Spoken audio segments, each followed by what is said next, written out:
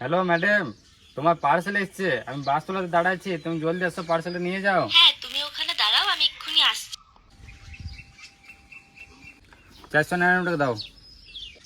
আগে মিষ্টি ক্যালেন্ডার দাও। মিষ্টি ক্যালেন্ডার মানে?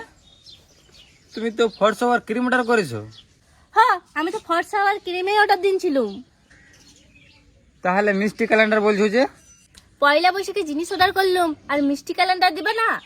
পয়লা বৈশাখ তো আমার কি, তুমি জিনিস অর্ডার করেছো, আমি ডেলিভারি দিতে এসেছি। কেন তুমি জানো না পয়লা বৈশাখে জিনিস কিনলে দোকানে মিষ্টি ক্যালেন্ডার দেয়? হ্যাঁ, সে তো দোকানে দেয়, আমাদের তো অনলাইন। এ মা, আমি তো জিনিসই কিনছি, তাহলে মিষ্টি কেন পাবো না? এ মা, আচ্ছা তো অনলাইনে এরকম হয় না। কেন হবে না? জিনিসটা তো দোকান থেকে আসছে। আরে আমরা তো দোকান থেকে আসছি না, আমরা একটা কোম্পানির থ্রু থেকে আসছি। যদি কোনো কমপ্লেন করার থাকে তো এখানে এই নাম্বারটাতে ফোন করো, দিয়ে কমপ্লেন করো।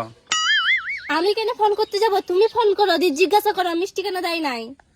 আচ্ছা মেয়ে, তো এতবার করে বলছি তো বুঝতে পারছো না? পয়লা বৈশাখের দিন সবাই মিষ্টি দেয়, ইয়াদের আবার বেশি পাকামো। মনে হচ্ছে আমি যেমন ফ্রিতে চাইছি, জিনিস কিনেছি বলে তো চাইছি। তুমি কি পার্সেলটা নেবে না আমি চলে যাব? যদি মিষ্টি ক্যালেন্ডার দিবে তাহলে লুবো, নাহলে লুবো না। আমি মিষ্টি ক্যালেন্ডার কোথায় পাবো? আমি কিছু দিতে পারবো না, নেবে তো নাও, নাহলে আমি চলে যাচ্ছি। তাহলে তুমি আসতে পারো। আজ যাও মেয়ে, অনলাইন ব্যাপারে কিছু জানে না, আর অনলাইনে অর্ডার করতে চলে এসছে। আর তোমরা কি এত টাকা লিচো, তাও এক প্যাকেট মিষ্টি দিতে পারছো নাই?